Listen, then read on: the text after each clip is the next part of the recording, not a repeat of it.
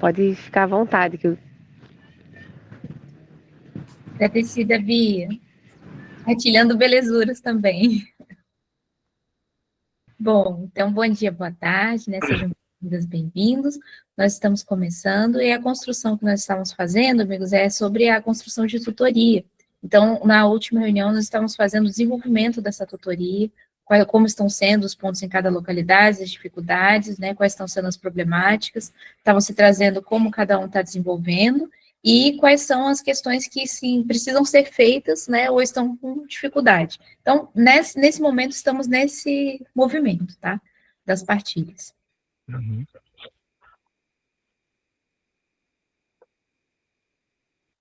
E...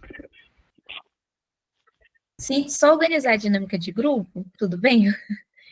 Quem poderia assumir, então, o guardião do tempo? Ou a guardiã?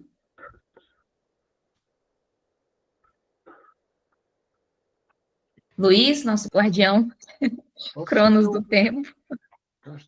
Especialista. Agradecida, Luiz. Quem poderia assumir o guardião das mãozinhas ou guardiã? Aí, o guardião das mãozinhas é a pessoa que, quando, né, vem perguntas ou questões, vai informando as mãozinhas levantadas. Eu posso, de novo. Tudo bem, Flaviana? Bom dia. Tudo bem, bom dia. Temos aqui dois especialistas, né? Eu estava a pensar que talvez fosse, se não houver outros assuntos, não é?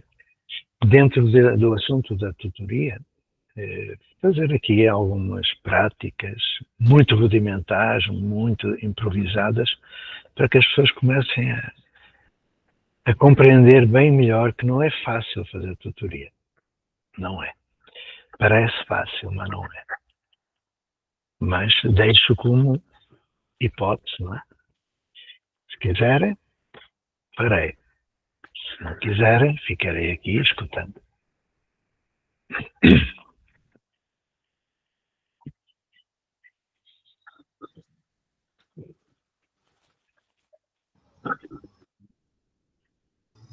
A Beatriz é a primeira, ela levantou a mão.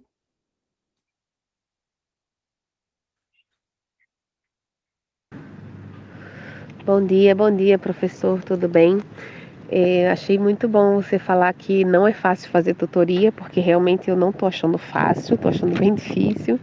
E eu trouxe aqui a experiência que eu estou fazendo para compartilhar com vocês e saber, ter alguma orientação, né? Eu estou tentando fazer com o José. O José é um menino de 10 anos.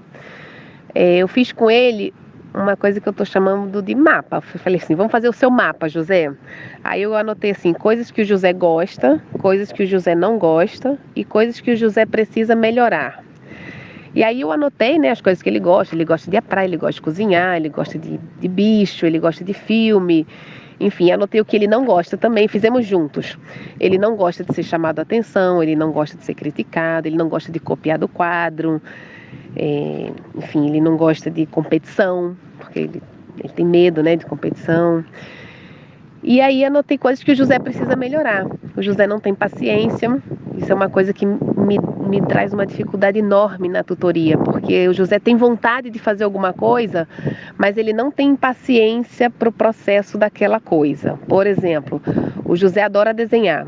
Aí ele pega o material, pega o lápis, o caderno e tal. Primeira linha que ele faz, se não saiu perfeito, ele já amassa tudo, joga no lixo, acabou, não gosto mais de desenhar. E aí eu tô tendo muita dificuldade em desenvolver alguma coisa com o José. Só para situar, gente, o José é meu filho, né? E eu ainda não consegui fazer isso com ele por causa disso, né? Ele se irrita com facilidade, ele desiste com facilidade. Ele quer fazer uma casinha de palitos de picolé. Aí a gente começa a colar os palitos, se não ficou bom no mesmo minuto, se a cola não secou em 30 segundos, ele já joga tudo no lixo e já não quer mais. E eu tô tendo essa dificuldade, como trabalhar com o José, porque ele tem muitos temas de interesse, mas ele não tem paciência para esperar a cola secar ou esperar, né, o processo acontecer, e eu não tô sabendo como trazer de outra forma para ele. Deixo aqui a minha questão. Muito bem. É um belo exemplo de uma mãe atenta às qualidades do filho e às dificuldades que ele tem. Eu fiz essa experiência pessoalmente. Digamos que a primeira vítima das minhas experiências de tutoria, por volta de 1979, por aí, tu ainda não tinhas nascido, certamente, foi o meu filho André. E durante cerca de 2, 3 anos, eu me apercebi de que eu não deveria ter o meu filho como tutorando. Mas quando ele foi para a escola da Ponte, eu comecei a perceber bem melhor que não deve haver tutoria entre um pai e um filho. Não deve. O estatuto de pai é diferente do estatuto de professor. E, portanto, quando ele entrou para a escola da Ponte, não é? E eu me aproximava de onde ele estava, dentro da escola, ele dizia, pai, tutor, engasgado, porque ele não sabia com quem estava a lidar. Era muito artificial, então eu pedi a Maria José para ficar tutora do André, e tudo se resolveu. Quando ele se dirigia a mim, dirigia-se a mim como professor, dentro da escola. Não como tutor, como professor. Em casa, na rua, na família, dirigia-se a mim como pai. E tudo ficou resolvido. Porém, aquilo que tu fizeste, até porque já parte do princípio que tu conheces a pessoa, não é? A pessoa do teu filho, foi um trabalho que ficou entre a tutoria e a prática comum. Porque tu já tens um perfil do teu filho que é anterior à prática da tutoria. Então, tens expectativas, tens um perfil e aquilo que se faz em tutoria é perguntar, como se nunca estivéssemos com a pessoa, perguntar o que queres ser, o que queres fazer, o que queres saber, com quem queres aprender. As 4 perguntas fundamentais que nos levam para o currículo tridimensional. E é muito bom que antes de fazer a tutoria nós não conheçamos, ou pelo menos tentemos não conhecer a pessoa que está perante nós na situação de tutorado. Eu gosto mais de falar aprendiz. Mas, aliás, temos que falar sobre isso porque a linguagem é ponto mal entendidos, não é? Tutoria tem uma conotação negativa no Brasil. Tutorando, tutor, e também é importante perceber isso. Então, eu poderei fazer... não vou fazer. Houve tempo em que, perante mães e pais que me falavam aquilo que tu falaste, eu me propunha fazer uma tutoria com esse filho ou essa filha, mas não vou fazer neste caso. Eu fazia, era divertidíssimo. Eu fazia à distância. Só um minuto que eu vou fechar a porta, estou aqui com obras, é um problema.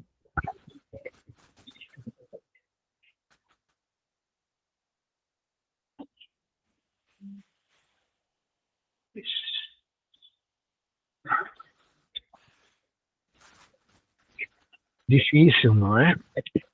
Se a gente tivesse um espaço insonorizado, mas não, nós trabalhamos em casa, não é? Ao sábado e ao domingo, que amanhã também estou. Então, Beatriz, não vou ser tutor do teu filho nem a primeira vez, mas poderei tentar, mas teremos que conversar antes, porque aquilo que tu me disseste já invalida o trabalho da tutoria. Eu já fico com uma imagem do que o teu filho gosta, do que o teu filho faz, e isso é muito mau, para quem faça tutoria. A gente tem que chegar à tutoria como um extraterrestre, que desce e encontra um terrestre. Ele pergunta um caminho, para onde é que se vai para... Mas também fica conversando e pergunta, mas quem é você e tal? O que é isto? E essas duas perguntas são exatamente a do currículo subjetivo e do currículo de comunidade. Um extraterrestre que chega pergunta o que é isto aqui? O que é que se passa aqui? É a comunidade. E quando pergunta quem é você, é outro domínio curricular. E depois ele pergunta também como é que ele pode sobreviver ali. E aí vamos para o currículo universal. Então te recomendo, Beatriz, que não vai ser recomeçar, porque tu não vais recomeçar, vais continuar, tu estás com o teu filho, na tua casa. Eu brincava muito com o meu André. Eu já falei sobre isso. Quando eu falava com... Portanto, era uma relação muito diferente da relação de tutoria. Mas quando eu lhe perguntava o que é que ele queria saber, que chato, está difícil. Está muito ruído, não está? Não? Olha, ótimo, aqui está, aqui estou ouvindo. Quando eu lhe perguntava, ensaiando já a tutoria, ele tinha uns 4, 5 anos, olha, o que é que tu gostas mais de fazer? Ele dizia tudo menos aquilo que eu queria que ele gostasse.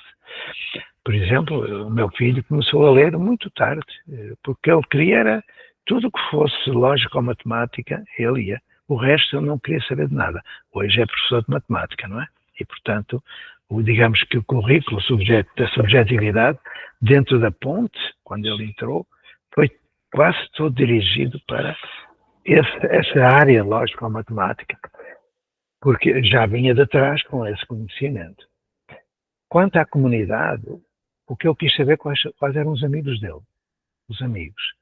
Porque começaram a ir lá para casa e depois aconteceu até algo que me mostrou que eu não estava a fazer tutoria, estava numa relação de pai e filho muito estranha, porque eu tentava fazer tutoria, fazendo a experiência, não é? Ele era a minha cobaia, infelizmente, coitado dele, e não conseguia. E quando eu entrei no currículo de comunidade, ou seja, ele e os amigos, aconteceu algo que não deveria ter acontecido e que me mostrou que eu estava errado naquilo que estava a fazer. O que aconteceu foi, não vale a pena explicar, levaria muito tempo, mas foi quando um colega dele lá em casa pergunta, o teu pai é perfeito, não é? Então, aquela ideia de ser perfeito, e no final desse dia, ele me pede para ir à prefeitura, ver o que era a prefeitura. E aí aconteceu algo bem grave, bem... Bom, nem vou começar a falar disso. Foi doloroso tudo o que aconteceu. Mas adiante. Outra coisa que aconteceu foi que os colegas dele eram batizados. E o meu filho não foi batizado. Depois, quando chegou a vez de ir à comunhão, o meu filho pediu-me para ir à catequese. E ele disse, vai, ele foi. Só que nunca mais quis ir. Então, eu estava ali numa situação, eu estou-me a expor como pai, que falhei, errei totalmente na educação do meu André, embora tivesse acertado em algumas coisas. No domínio afetivo, emocional, sobretudo. Quando eu saía de casa para ir trabalhar noutros lugares, noutros países, imediatamente ele tinha febre. E aí eu percebi que eu tinha falhado de novo. Dá para entender que ser pai é diferente do tutor, embora haja pontos comuns. Então não vou falar mais de mim, mas eu gosto de falar daquilo que eu faço. Não vou citar um autor ou coisa assim. Queria avisá-los de que há muita literatura sobre tutoria, mas eu não recomendo absolutamente nenhuma, porque é uma tutoria de sala de aula. É o peer tutoring anglo-saxónico. Ou seja, a tutoria é feita pelo professor. O professor é que define tudo o que o outro vai fazer, mas põe-no a fazer aquilo que ele quer que o outro faça. É uma coisa louca. Como é que se pode realmente não nos emanciparmos, não é, da velha escola? Porque quando por exemplo, comunidade de aprendizagem, eu estive à procura de definições de comunidade, do conceito. Encontrei 30 e tal definições. Nenhuma delas é aquela que deve ser. quase sempre são autores universitários que, se quiserem, eu mando o meu estudo, tenho que procurar. É isso. Então, resumindo, se quiseres, eu farei aqui um pouquinho de prática de tutoria, mais uma vez, para perceberes ao vivo e a cores como é que eu ouso lançar-me num improviso, não é? É uma proposta, se quiseres. Se não quiseres, tudo bem. Então, por aqui me quedo dizendo o seguinte: a tutoria começa com escolha mútua, ou seja, a criança, o jovem, o adulto, vai ser orientado ou auxiliado, ele escolhe o tutor e o tutor escolhe o aluno. É o encontro. É muito importante. Eu observei na ponte que havia o velho, não é? A velha prática, por exemplo, quando eles tinham 10, 11, 12, 13 anos e estavam a entrar na desvinculação parental, os moços escolhiam moças, professoras, e as moças escolhiam-me a mim, que era o único homem. Era um problema. A questão do Édipo e tudo mais entrava ali. Vós ides ver que há necessidade de recorrer a métodos menos ortodoxos. Vou explicar o quê. Eu hesitei muito em propor uma tutoria de 1 para 1, mas essa aí é fundamental. Eu iria propor de 1 para 3. Iria propor 1 para 3, propondo a um conjunto de crianças, jovens, etc., essa escolha. A escolha. A autonomia, protagonismo, essas coisas todas que se falam. De que é que eu falo? Que num universo, por exemplo, de 30 jovens, eu colocaria um jogo. Jovens ou adultos ou crianças, mas estou a falar da ponte, não é? Nós fazíamos um jogo. Fazíamos a distribuição das crianças por uma tipologia de 3 níveis. O primeiro nível era aqueles alunos que são aquilo que a gente chama bons alunos e tal. Estou a falar do domínio do intelectual, ok? As aprendizagens, ok, cognitivas.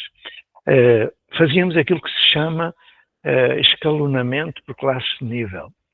Em 30, nós fazíamos 3 classes de 10 e dávamos a uns, àqueles que eram os ditos mais evoluídos, dávamos a letra A, um cartãozinho com a letra A 10. Depois, aos 10 que nós considerávamos com, naquela altura, dificuldades e tal, nós dávamos um cartãozinho com a letra C.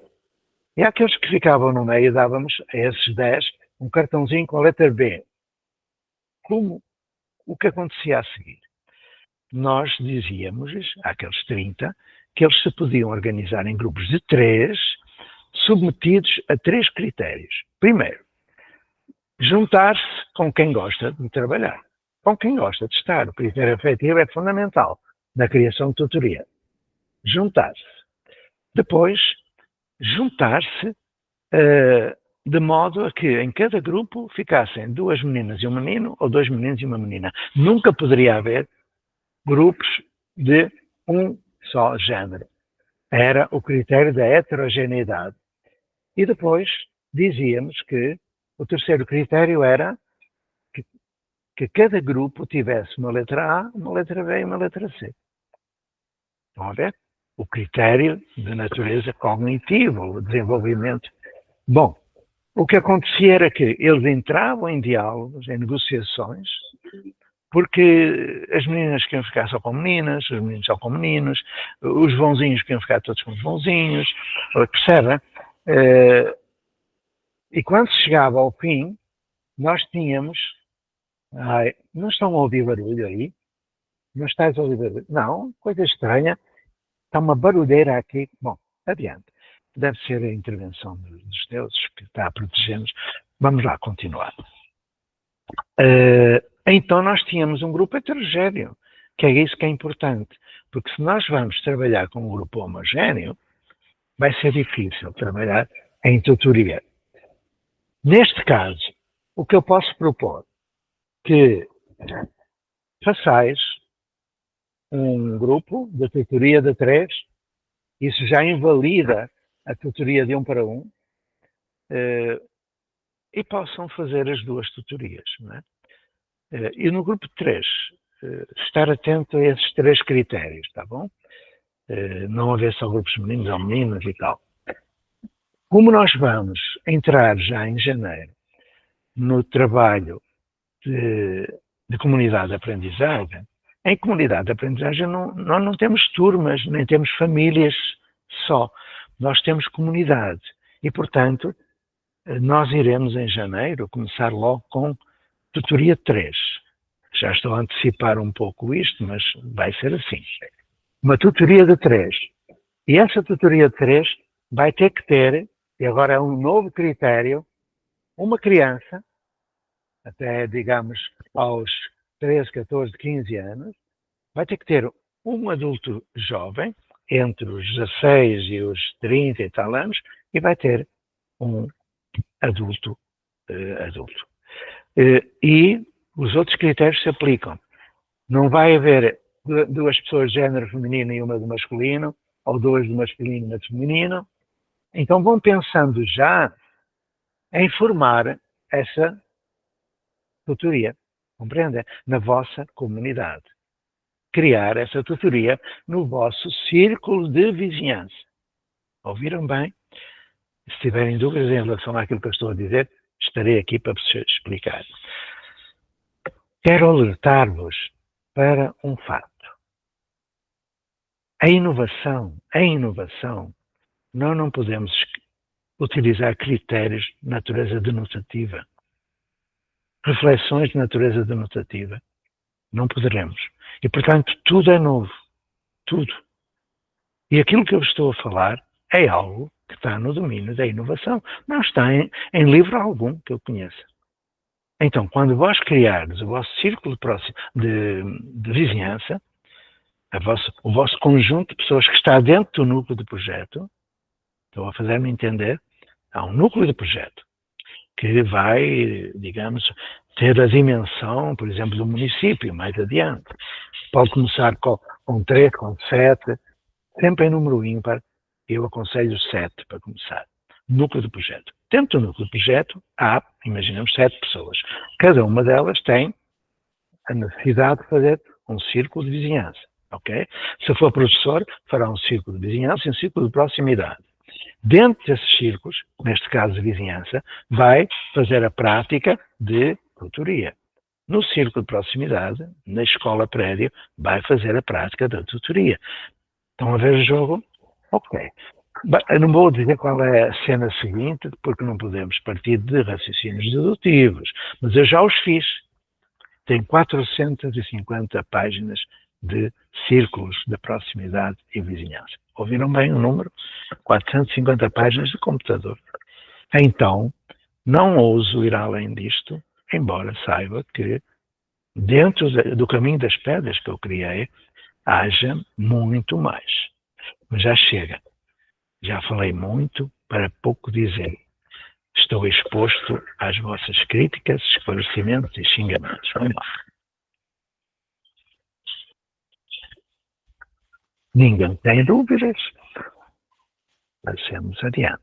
Quando não há dúvidas, já sei que vai ser um desastre. Eu um dia, numa escolinha, propus que se fizesse a assembleia de escola. A assembleia. Gostaram muito e tal, viram o vídeo da ponte e tal, que maravilha. Quando eu lá voltei na semana seguinte, os colegas diziam, não vamos fazer mais vezes nenhuma. Foi um pandemónio, eles quase se bateram, nós temos que impedir. Xingavam-se, acusavam-se, o que é que esperam? Lógico, se nós abrimos a porta do manicômio, os malucos saem fazendo besteira. Eu uma vez fiz um teste muito interessante com um professor universitário, que é muito mais fácil na universidade. Ele foi para... Bom, estou a misturar. São 2 casos diferentes. O da universidade foi este. A partir de certa altura, numa faculdade em que eu estava a trabalhar, começaram a haver assim uns sussurros de que eu não sabia ensinar e tal, e eu convidei um professor para ir à minha sala, para ver como é que ele não quis e pediu-me para ir à sala dele. Eu fui, eu gosto de aprender. Aí, já estava a dar as suas aulas e tal, e eu entrei, pedi desculpa, e tal, vem cá, e tal, vamos fazer juntos, e tal. Aí, ele diz-me, olha, eles aqui fazem o que querem, aqui há liberdade, aqui há protagonismo, é centrado no aluno e tal. Ok, então pronto, então eu posso entrar, podes, faz tudo o que tu quiseres. Então eu fiz. E é protagonismo do aluno, o aluno quer ficar ali, porque lhe interessa aquilo que está a acontecer. Lógico. Aí eu disse, bom, meus amigos, apresentei-me e tal, e disse, olha, vamos fazer aqui um jogo, mas para começar eu queria saber quem é que quer ficar no jogo, ou seja, quem quer estar até o fim da hora da aula, porque vós tendes todo o direito de ir embora, não querer estar nesta aula. Eles olharam para o professor, olharam para mim, olharam para o professor e disseram, não podem sair, quem não quiser ficar pode sair. Sabem quantos ficaram na sala? Eram 40 e tal. Nenhum. Está para entender, é?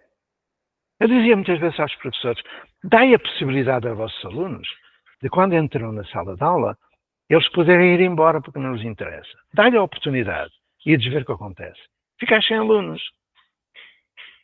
Porquê é que se não a dizer que está centrado no aluno? Se estiver centrado no aluno, ele não vai embora.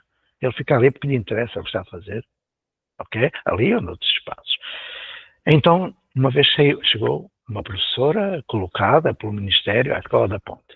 Chegou e veio ter comigo. Qual é a minha sala? E eu respondi. Todas? Todas? Sim, todas. Não, mas a minha sala, a minha turma, são todos. Ah, é? É. Tem alunos especiais? Sim. Quais são? São todos. Bom, ela começou a ficar baralhada. Aí ela diz, mas eu tenho um planejamento para a primeira aula, onde é que eu vou dar a aula? Vais com quem tu quiseres. Pergunta aí aos alunos se querem essa aula. E ela foi. Passado um bocado aparece junto de mim. Então, olha, eu disse que ia dar uma aula sobre isso e houve alguns que quiseram. Eu levei-os para uma sala e comecei a dar a aula. E eles foram embora. Lógico. É tão evidente. Anedotas destas têm aos milhares. Cada vez que me aparecia uma colega, eu só dizia isto, olha, não me faça perguntas. Vá por aí e veja como se trabalha. E olhai, era maravilhoso. Ao fim de uma semana, aquela professora que chegava dizendo, eu só sei dar aula, trabalhava fantasticamente. Porquê? Porque ela ia ver o que estava a acontecer e como qualquer ser humano, e sobretudo professor, que é inteligente, que é amigo das crianças, que os respeita, ela percebeu. Não precisou de fazer cursos. Aliás, fazendo cursos não se aprende, mas pronto. Ela foi. Elas iam. Aprendiam rapidamente. O máximo que aconteceu foi, ao fim de uma semana e tal, é claro que houve uma, já vos contei a história da Dona Glória, que dizia que não ia trabalhar assim e tal, pronto. Mas isso foi a exceção, confirma a regra.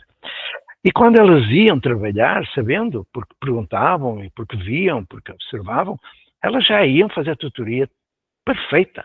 Porque elas viam, à quarta-feira de manhã, a reunião do tutor com os tutorandos. Nós tínhamos à quarta de manhã, a quarta-feira era um dia completamente diferente dos outros. Não, desculpai, sexta-feira. A quarta também, mas a sexta era. Porque na sexta, aliás, aqui a Flaviana deve ter visto isso. Na sexta de manhã, não é, Flaviana? Queres falar? Havia reuniões com os tutores, não é? Tutores, seus alunos e tal. Não sei se é, agora já nem sei que ontem zanguei-me lá com a Escola da Ponte mais uma vez. Aliás, se quiserem eu falo-vos sobre isso, porque é importante perceberem como é que um projeto com 48 anos corre risco de ser deturpado ou desaparecer. Mas Flaviana, fala lá, depois se for preciso eu falarei também. Fala lá, explica lá o que é que tu viste lá na tutoria da Ponte. E a Fabiana também, aqui a Fabi, quem mais esteve lá? O Luís também já foi. Então, quem já foi à Ponte, faça a favor de explicar como é que é uma tutoria. Bem, a Ponte do meu tempo, que eu ontem me zanguei muito porque acho que já há muitos desvios, mas adiante. Às quartas-feiras, cada tutor se reúne com seus tutorandos, que eram em torno de 10, 15, no máximo, cada um. E eles iam observar as fichas quinzenais e conversavam, eram todos juntos, eles dialogavam sobre o que tinham feito, as atividades que tinham conseguido atingir, o que tinha sido bom, o que não tinha sido bom, e o que não havia conseguido fazer.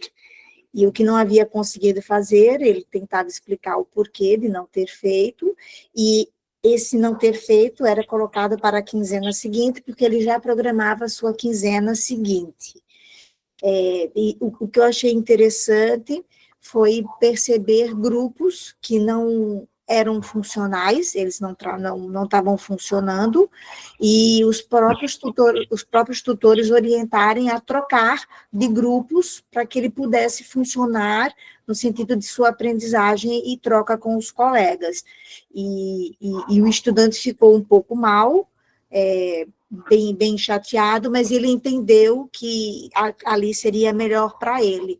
Mas eu achei, Zé, um tempo muito pequeno, porque isso funcionava só durante a manhã, e muitas vezes nem dava tempo dos tutores dialogar com todos os seus tutorandos.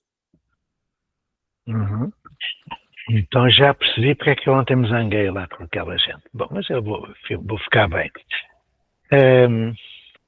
Para quem está em Portugal, eu vou dar uma novidade. Eu vou voltar à Escola da Ponte. E vou voltar à Escola da Ponte para voltar a pô-la em Vila das Aves. Ok? E vou voltar à Escola da Ponte para que as quartas-feiras de manhã sejam significativas. Porque aquilo que eu ontem ouvi, aquilo que eu ouvi de ti, mostra que realmente o projeto precisa de uma ajuda muito grande. Ontem, quando eu falava com o Ponte, eu falava na possibilidade de haver dois polos, um lá em São Tomé, onde está, e outro em Vila das Aves, onde nunca deveria ter saído. Não sei se sabem a história, é uma história muito triste. E então, o que a minha amiga Xana, que é a presidente do Conselho, não é presidente, não, adiante. Agora até parece que há diretor, eu estou um bocado preocupado. Mas a Escola da Ponte é extraordinária, é a melhor escola do meu país e é uma das melhores que eu conheço no mundo, não é? Mas, bom, aí a Xana me disse, eu estou a cometer uma inconfidência, mas para mim não há qualquer motivo para não contar estes incidentes críticos. E a Xana me diz que tem que estar todos juntos. Eu disse, claro, Xana, tem que estar todos juntos. Sim, as crianças do infantil com as crianças do primeiro ciclo, do segundo ciclo. Eu disse, sim, tem que estar todos juntos. Então só pode haver um polo. Reparai nesta reflexão. O Conselho de Direção da Escola da Ponte pensa que a escola é um prédio, que não pode haver outro, senão é dividido. Olha, olhai-me bem ao que isto chegou. Por isso é que eu tenho aprendido muito com as besteiras que eu fiz e, sobretudo, com besteiras que se arrastam e levam à degradação dos projetos e levam à fragilidade dos projetos. Em 2014, eu não resisto a contar a história, desculpai, mas é muito importante porque serve de exemplo. Em 2004, eu saí da Ponte, saí fisicamente, eu nunca saí, não é? Nunca saí. Essa foi outra história, mas eu não vou contar essa. Saí com um contrato de autonomia que dizia que a Ponte podia escolher os seus professores, que a Ponte iria ter em Vila das Aves, onde estava, instalações para expandir. Está tudo escrito. Que poderia ter um currículo próprio, que não precisaria perguntar nada a ninguém a partir do projeto educativo da escola. Ok? O que acontece agora? A escola já não pode escolher os professores, ou melhor, escolhe alguns, o que leva a que haja professores que são colocados por concurso nacional, chegam lá e já imagino o choque. Eu, quando estive a última vez lá, ouvia falar de turma, ouvia falar de primeiro ano, não sei se ouviste, Flaviana, eu ouvia. Eu vi pessoas a dar aula.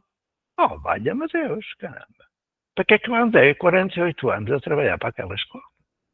Bom, mas pior, como os professores lá da Vila das Aves, das outras escolas, não gostavam nada da Escola da Ponte, mancomunaram-se com políticos e transformaram aquilo que deveria ser instalações em Vila das Aves, mandou a escola para São Tomé de Negreiros. Desenraizou totalmente a comunidade. Acabou. A Escola da Ponte, desde 2012 até 2015, 16, não tinha um aluno da Vila das Aves. Tinha tudo de longe, que chegavam lá de trem. Deves ter visto isso, Fabiana. De tudo que era lugar. Então eu respondi à minha amiga, e respondi ao Conselho de Escola, Conselho de Direção, que não iria haver 2 polos. E já há mais de 1000. Só no Brasil há mais de 100 polos da Escola da Ponte, que foram muito além da Escola da Ponte. O caso do projeto Âncora, o caso de outros projetos que estão aqui, foram muito além da ponte. Eu expliquei-lhes que a escola não é um prédio. Eu precisei de explicar uma coisa que expliquei em 1976 ao ministro. Mas pior ainda, quando eu lhes digo, bom, mas então eu vou voltar e vamos criar um polo. Não, já foi resolvido que as instalações vão ser aqui para aumentar o prédio. Olha esta mentalidade. Em São Tomé, aumentar, porque já temos alunos demais e tal. E lá, onde deveriam estar, lá a Câmara é, como é que se chama no Brasil? A Prefeitura já se entendeu com o agrupamento lá, o ajuntamento, e vai ser ampliado, vai ser criado instalações próprias lá, e vai ser de lá. Aí é que eu fui aos arames. Né? Eu disse, mas porquê é que foi feito isso? Porque nós aqui dentro decidimos que ficávamos só aqui. E perguntámos, perguntámos se poderia haver na Vila das Aves. E o senhor secretário de Estado disse que não. Aí é que eu ia caindo para o lado. Eu ia caindo. O Luís sabe o porquê daquilo que eu vou dizer.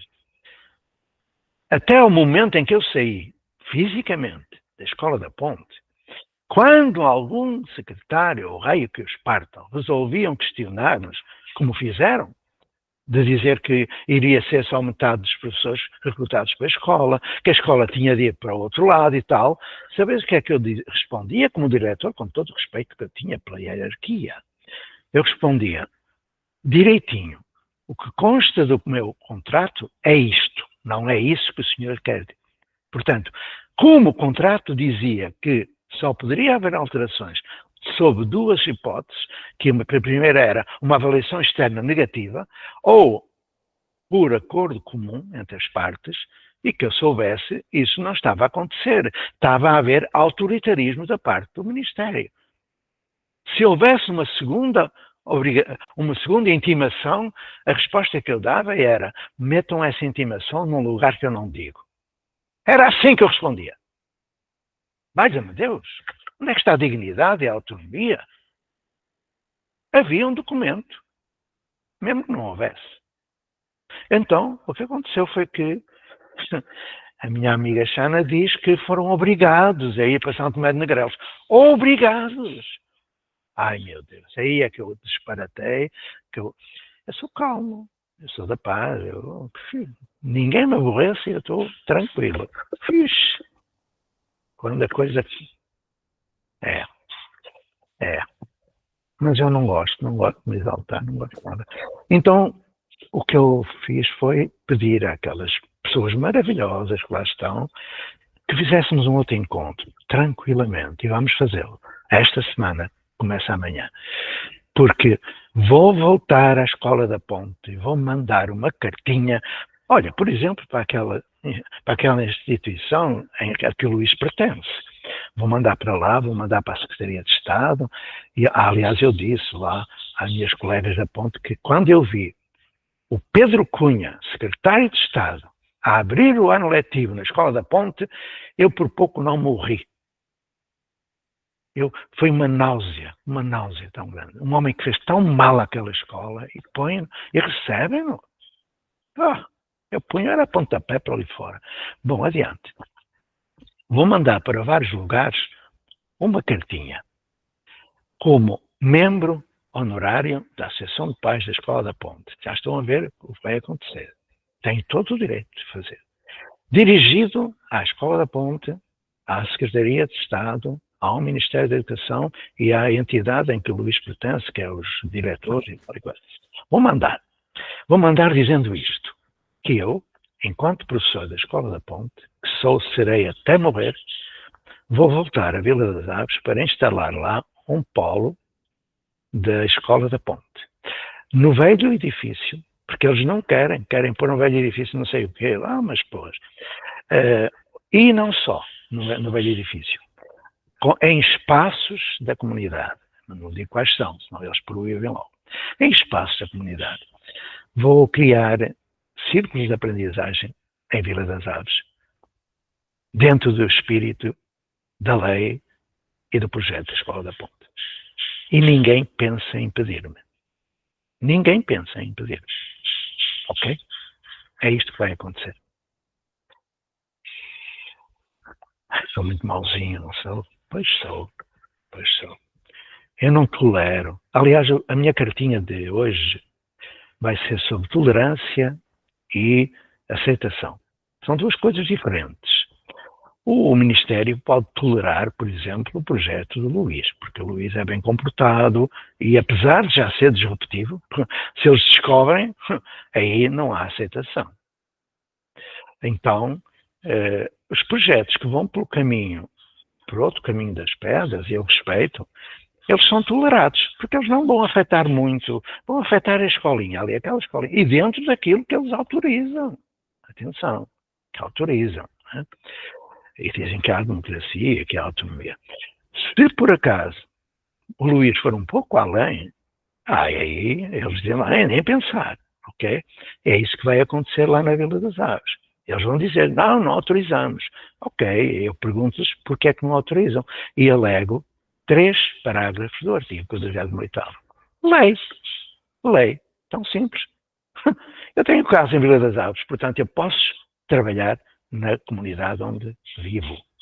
Segundo, a escola deve reger-se por princípios democráticos. E como princípios democráticos não tem nada a ver com autoritarismo, eu não aceito qualquer imposição se não for fundamentada na lei e na ciência. Terceiro parágrafo. Todas as decisões de um ministro, de um secretário, do Papa, têm que ter fundamento científico da escola. Ponto. Acabou. Se não tiver, eu não faço.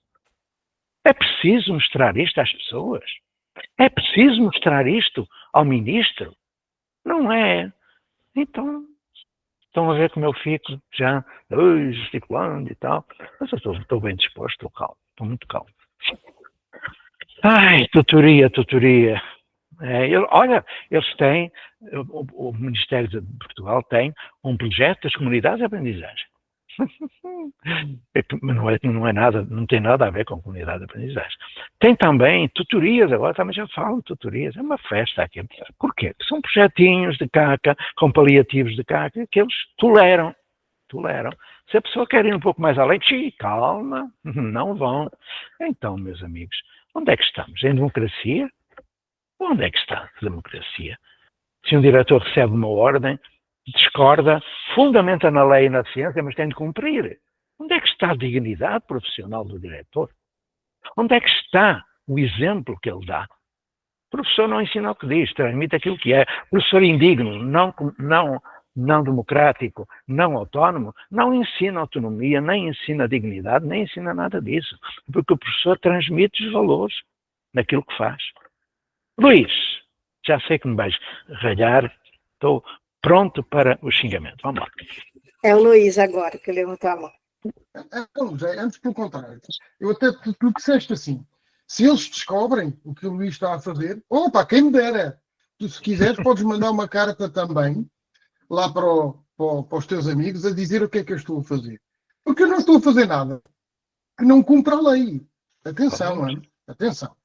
Porque, vamos ver uma coisa. Os alunos vão para a escola e vão fazer o seu planeamento diário como na ponte, não é? e têm os seus tutores. E vão aprender e trabalhar as matérias, as disciplinas do currículo. Onde é que isso está ilegal? Não está. Não está ilegal, não é? Aliás, Pois é. basta tu veres uma coisa. Basta tu veres uma coisa.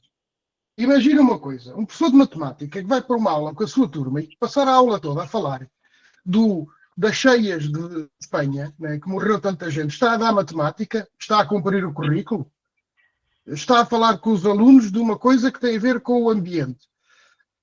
Está provavelmente a trabalhar o currículo. Isso é tudo uma falsidade. Essa questão dos tempos letivos é tudo uma falsidade. Se o Ministério quiser que eu prove que não estão a aprender matemática, eu provo. Não há problema. Ok? Eu não tenho o estatuto do José Pacheco. Eu ainda estou muito longe desse estatuto de poder dizer ao Ministério para pôr coisas em sítios que não são recomendáveis, não é? Mas o José Pacheco já pode. O José Pacheco já pode. Quando eu for um José Pacheco mais velho e tiver a minha reforma assegurada, eu se calhar aí parto um bocadinho mais a louça, mas eu não estou a fazer. Eu não estou a fazer nada que qualquer escola portuguesa não possa fazer também. Todos podem fazer o que eu estou a fazer. Eu só tenho pena não poder escolher os professores. Não posso. Infelizmente não posso. Então... E isso é uma dificuldade. A tutoria que nós fazemos, que é de 1 para 9, ou de 2 para 18, como tu quiseres, às vezes é de 2 para 18, ela é feita em toda a hora. Não tem cá quartas de manhã nem sextas à tarde. Ela é feita em toda a hora, sempre que o tutorando necessita de apoio da pessoa mais velha. Seja do tutor, seja dos voluntários que nós já temos. Portanto, Zé, a Escola da Ponte está também presente em Lisboa, em certa medida. Nós ontem tivemos 2 tutoras que foram à Escola da Ponte. Ontem, sexta-feira, ok? E vêm lá com um relatório. Eles agora fazem as assembleias ao meio-dia. Antes faziam às 3 da tarde. Portanto, há coisas que estão a mudar, efetivamente, como tu dizes. Não sei se para melhor ou se para pior. Mas continua a ser uma escola disruptiva. Portanto, tu queres é coisas, e acho bem que queiras. Tu és um mestre da utopia, não é? E, portanto, acho bem que sejas. Volto a dizer, se não tivermos pessoas como tu, não há pessoas como eu. Nem como a Zizi, nem como o Helder, de certeza. Ok? Isso é importante que se diga. Mas é possível fazer, volto a dizer, as dificuldades da tutoria que tu disseste há bocadinho, nós estamos a senti-las aqui, mas ultrapassamos-las com a ajuda das pessoas. Ok? Eu sei, Luís, tu és um excelente profissional, um bom amigo, vais tentando contornar as situações, vais pela via de diálogo, eu estou plenamente de acordo contigo.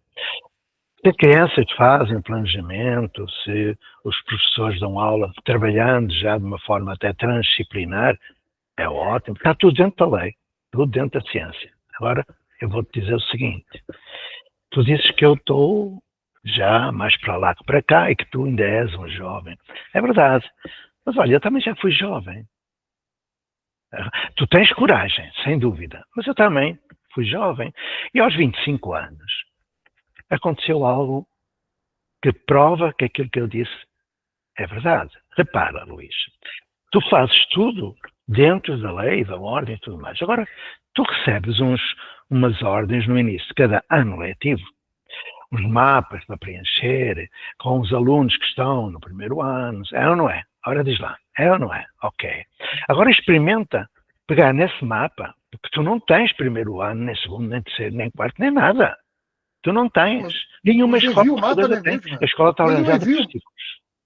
Envia o mapa na Agora imagina que tu recebes um documento que tens de preencher e tu fazes como eu fiz quando tinha 25 anos. Metes uma régua sobre o documento e que escreves não se adequa a este projeto e devolves, sem dar a informação. O que é que acontece? Ai, Luís. Eu sei. Mas eu já fui jovem e fui louco. Eu hoje não faria isso. Hoje não faria. Eles querem saber. Risco. Corri risco de morte, inclusive, ok? De morte, porque me transformei num incómodo, num perigo para o Estado, ok? Então, olha, deixa-me dizer-te uma coisa. Posso? Se eles querem saber, se eles querem saber, os alunos que eu tenho aqui no primeiro ano, eu dou-lhes. É os Mas alunos que estão... Se tu não tens primeiro ano. Mas é os alunos que estão aqui no primeiro ano. Não estás a ver? Eu tenho alunos aqui. É com todos eu tenho nós. alunos aqui que estão no primeiro ano. Sabes o que é que eu fazia, Luís? Estás com o microfone desligado. No princípio, em outubro de 76, eu recebi os mapas para preencher. Eu preenchi. Como é que eu fiz? Não havia turmas, não havia nada. E lá perguntava, quantos alunos estão no primeiro ano? Quantos meninos, quantas meninas? Eu inventava. Eu punha lá, no primeiro ano estão 200 alunos, 159 rapazes. Eu dava palha ao burro e o burro come palha. Eles não iam lá ver. O que aconteceu? Apareceram antes do Natal. Apanharam-me com a boca na botija, porque não tinha turma, não tinha nada, e eu tinha posto nos mapas que havia tantos meninos no primeiro ano, e eu não tinha ano. Sabes o que aconteceu? Eu vou-te dizer. Primeiro processo disciplinar. Dá para entender? Eu quase cheguei à exoneração. Isso não é tolerado, nem sequer tolerado, quanto mais aceito. Quando foi feito ai meu Deus, aquela coisa que o João Costa fez, aquela lei, o 54, é o 54, veio o 181, não é? A portaria, e eu mandei um plano de inovação. Não, onde é que está a matriz curricular? E eu disse, não tem que haver matriz curricular nenhuma. Tem que haver. O que é que aconteceu? Não aprovaram esses planos. Autoritarismo. Fora da lei.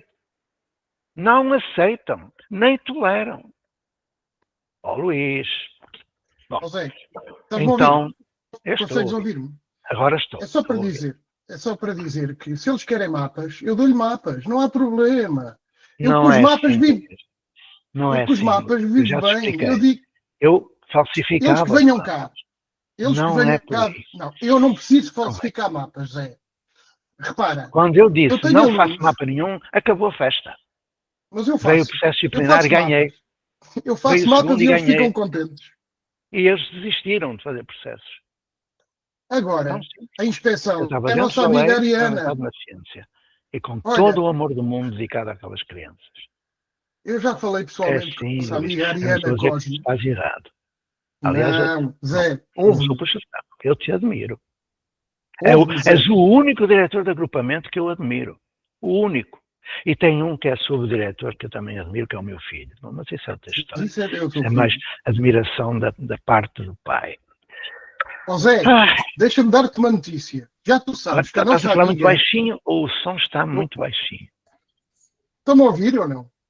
Estamos a ouvir sim, mas Portugal é longe também, é preciso perceber isso. Né? Zé, o som chega já. Deixa-me dizer que a nossa amiga Ariana Cosme é a mestre inspetora neste momento. E ela já me disse que eu não estou a fazer nada de errado, que posso fazer. Está bem? Valha-me Deus. Falas-me da Ariana. Falas-me da Ariana. Luís, agora estás-me a pôr mal disposto. Desculpa. Ela é que é a inspetora-chefe. Eu quero lá saber que ela seja o Papa. Eu não tenho nada a ver com isso. Então, se ela vier aqui... Olha, eu vou-te contar uma historinha, para tu saberes.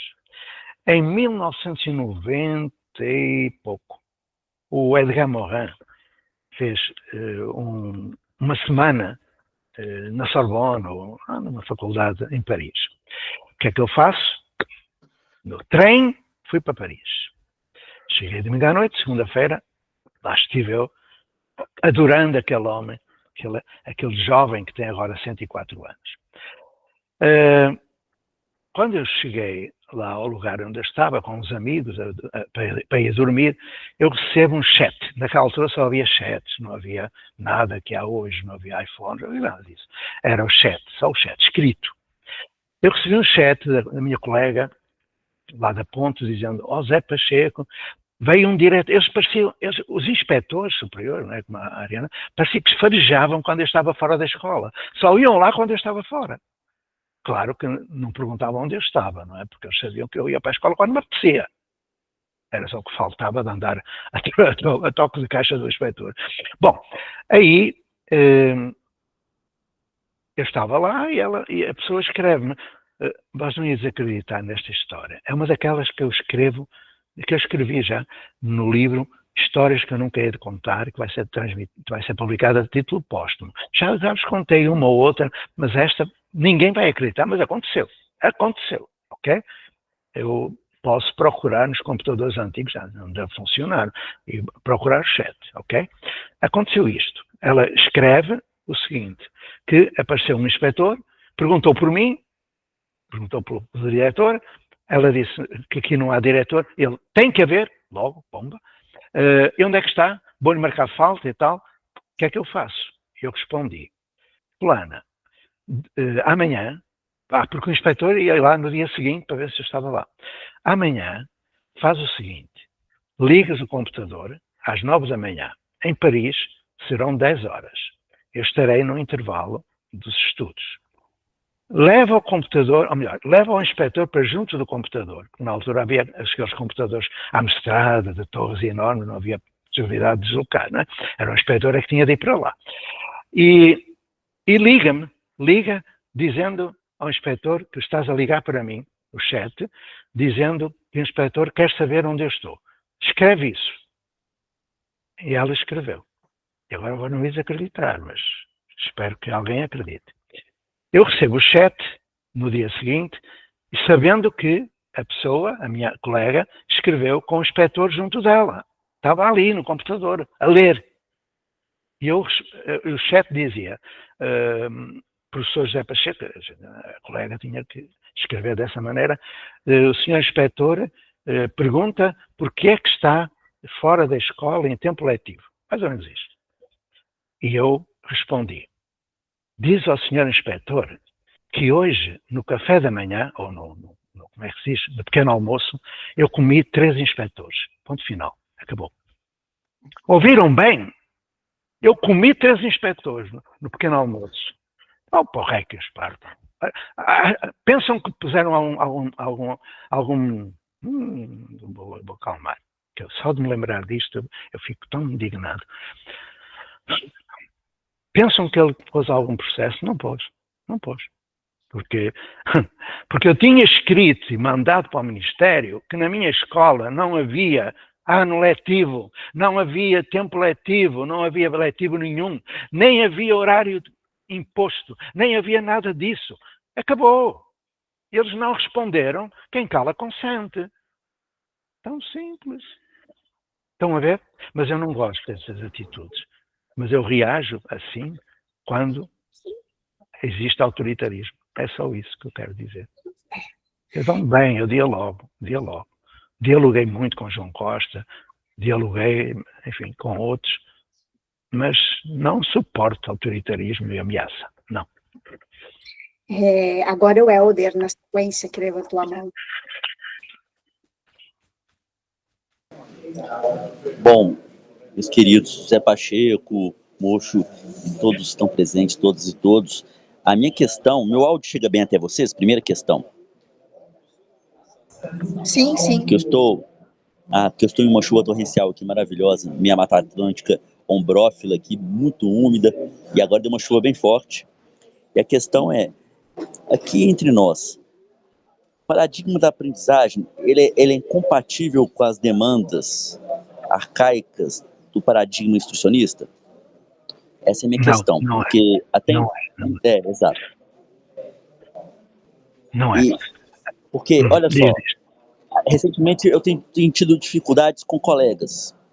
Há uns tempos atrás, mas já sou superado, uma coordenadora, que esse cargo ele circula entre os colegas, visto que eu estou em um colégio de aplicação. Então, as responsabilidades são distribuídas supostamente democraticamente, mas é para esconder a tirania que acontece no instrucionismo. E essa colega, quando instrucionista, enquanto coordenadora, ela me questionou, ela me chamou, perguntando sobre o tempo livre. O que eu faço tempo livre? E ela está falando justamente da minha aproximação, da minha prática, do currículo de comunidade, das tutorias que eu fazia em vários espaços, não necessariamente no espaço da escola. E aí eu perguntei para ela sobre a etimologia da palavra escola. Ela sabia qual a etimologia da palavra escola. Etimologia que vem do grego, escola, que é tempo livre. E perguntei para ela se o tempo do instrucionismo, da escola, da aula, ele aprisiona, porque tempo livre conhecimento e liberdade estão totalmente relacionados. E a partir de então, ela não mais me amolou. Ela não mais ficou azucrinando o nosso trabalho. E nesse momento o núcleo estava sendo construído ainda, eu tive muitas dificuldades. Mas pelo que eu estou entendendo, o paradigma da aprendizagem, até um dado momento, né, porque quando vamos discutir dias letivos, aí sim gera questões, ele não discute, ele não vai de encontro com as injunções do instrucionismo. Aí, professor e quem puder me ajudar aí, o que a gente poderia fazer aí para sustentar um trabalho assentado no paradigma da aprendizagem, ainda que incipiente, sem ser amolado pelos burocratas da educação? Eu penso que já dei a resposta, mas posso repeti-la.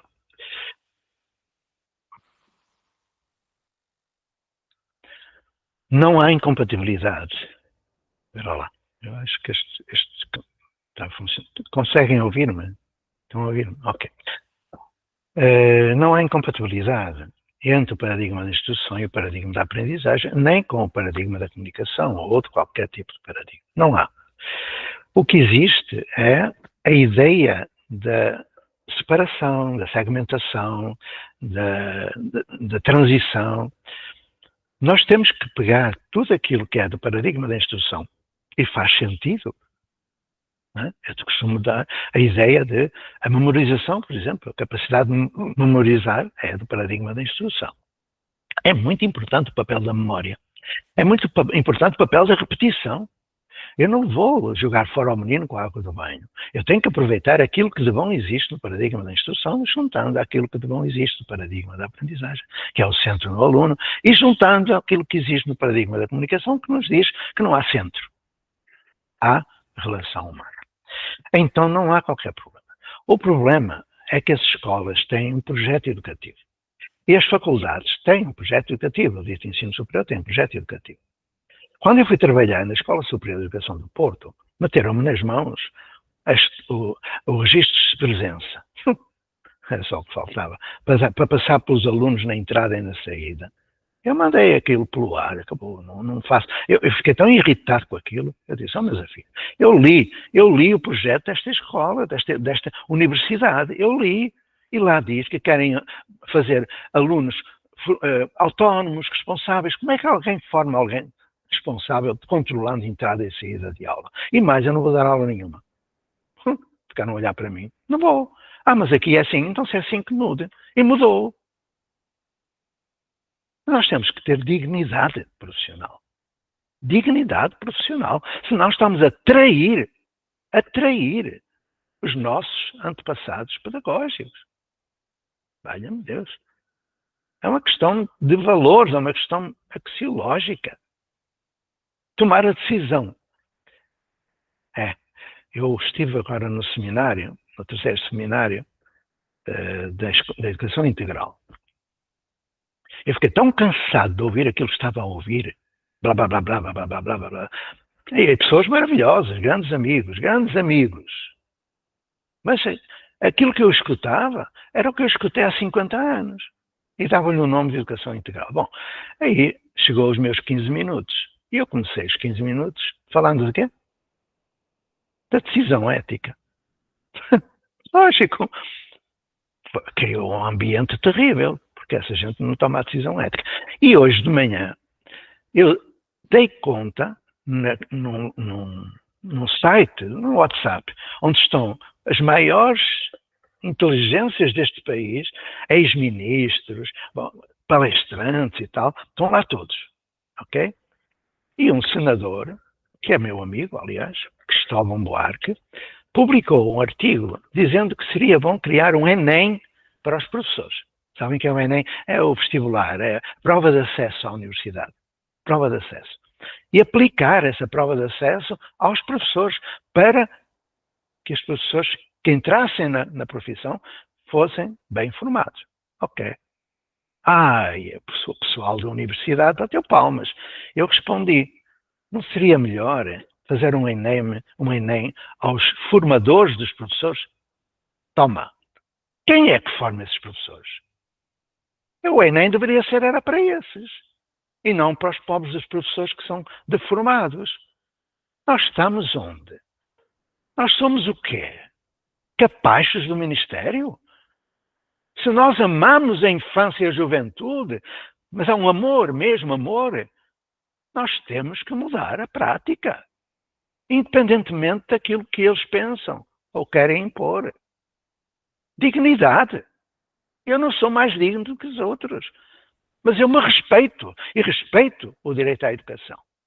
É só isto. E se eu estou a falar alto, é porque a idade já não me permite, o desgaste foi muito e eu continuo a ver, dentro da minha escola da Ponte, pessoas a pensar de uma forma que já não pensa há 50 anos. É terrível isto. Não? Fiquei com esta. Adolfo Lima foi um grande pedagogo da Escola Nova em Portugal. Ele, Faria de Vasconcelos, a Irene Lisboa e tal. O Adolfo Lima, em 1915, escreveu o seguinte: uma reforma radical, ou seja, é esta de cumprir a lei, ser resiliente e tal, uma reforma radical talvez não seja possível, mas uma reforma não radical é inútil. Ele escreveu isto há mais de 100 anos. Sabeis o que aconteceu? O Salazar não gostava dele e quando a ditadura foi implantada, ele foi malhar com os ossos no Tarrafal, que era uma prisão política no Cabo Verde, numa ilha, enfim. Eu estive lá. Eu estive no calabouço do Adolfo Lima e chorei lá dentro de indignação. Ele morreu tuberculoso. Foi um dos maiores pedagogos portugueses. Mas se perguntarem aos portugueses quem foi Adolfo Lima, entre os professores, talvez um em 1000 tenha ouvido falar. Onde é que está a nossa memória? Onde é que está o nosso património? Onde é que está a nossa dignidade profissional?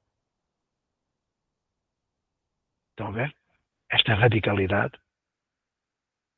Radicalidade nos princípios e suavidade na mudança. Afeto, emoção, respeito. Mas radicalidade nos valores e nos princípios. Não podemos negociar valores.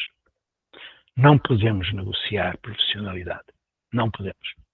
Nós temos é de cumprir a lei e fundamentar nas ciências. Tão simples. Ai, eu pensava em falar disto hoje. Não foi nada, mas olha, calhou.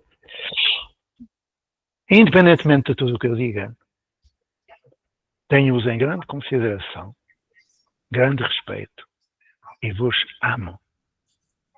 Ouviram bem? Vos amo. Agora eu não sei o nome, tá? Formação humanizada, mas eu não sei o seu nome, perdoa. É mesmo esse. É a incorporação da formação humanizada, portanto, deveria ter esse nome também. Engraçado, amigos. Que a Flaviana é nova aqui também. A gente já está aqui há 7 anos, né? Ainda está pegando o jeito. Mas que bom. Bem-vinda. Então, só para organizarmos, porque passaram 15 minutinhos do nosso tempo, né? Então, só para a gente poder organizar, você teria mais algum ponto hoje para complementar? Né? Acabamos que no acordo ficamos, mas para a gente poder se organizar, né? Amigos, mais alguma questão? Alguém mais uma questão? Não, já falei demais, mulher. Eu fico por aqui, vos agradecendo, vos admirando. Vão ver o significado de admirar. Admirar vão ver o que é. E de estimar, vão ver também o significado da palavra estimar, porque hoje o Helder trouxe a questão da etimológica, é muito importante. E fiquei com isto, eu disse que não ia falar, mas já cá estou. Hoje, já não poderemos falar apenas de pedagogia, porque, vós sabeis, etimologicamente, não é? Que pedagogia vem do grego, paidos, gogos. É o escravo que leva a criança para o pátio, para se divertir. Pois é, para se divertir e aprender, que é divertindo que a gente aprende. Brincar é a coisa mais séria que há no mundo. Okay? Segundo, hoje não podemos falar só de pedagogia. Temos que falar de outra coisa, antropagogia. Porque nós não nos dirigimos apenas à criança, dirigimos à antropos. Antropos é a humanidade, é o ser humano, antropos. Mas, atenção, também não basta a antropofagia. Mas acho que já chega, porque nós temos que pensar... Bom, adiante.